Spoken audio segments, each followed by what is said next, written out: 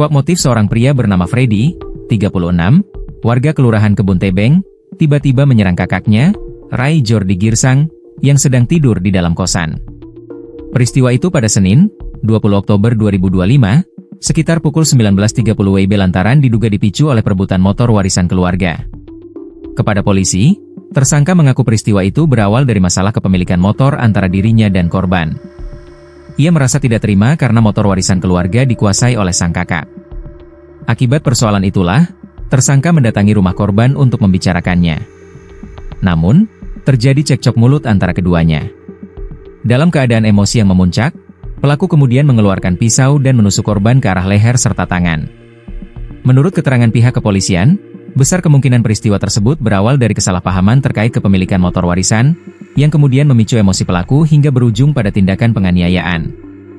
Jadi kalau motif pertamanya dia tidak terima motor warisan dikuasai oleh sang kakak, jadi kemungkinan di sanalah ada miskomunikasi, berujung pada emosi yang meluap dan terjadilah hal tersebut, ungkap Kasat Reskrim Polresta Bengkulu, Kompol Sujud Alif Yulamlam melalui Kasubnit Pidum Ibda Leo Perdana Putra, Rabu, 22 Oktober 2025. Sebelumnya diberitakan, kejadian mengerikan terjadi pada Senin malam, 20 Oktober 2025, di kawasan Kelurahan Tanah Patah, Kecamatan Ratu Agung, Kota Bengkulu.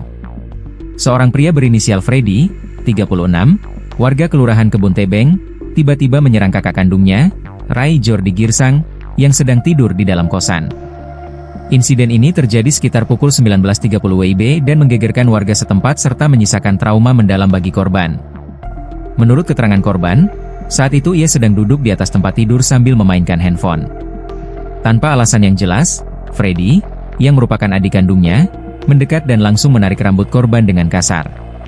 Tidak berhenti di situ, Freddy kemudian menggorok leher korban menggunakan pisau yang dibawanya, lalu menusuk tangan korban.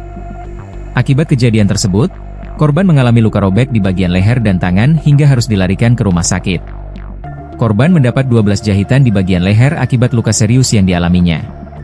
Dalam kondisi terancam dan ketakutan, korban berusaha melawan. Beruntung, ia berhasil melarikan diri dan meminta pertolongan kepada tetangga kosan.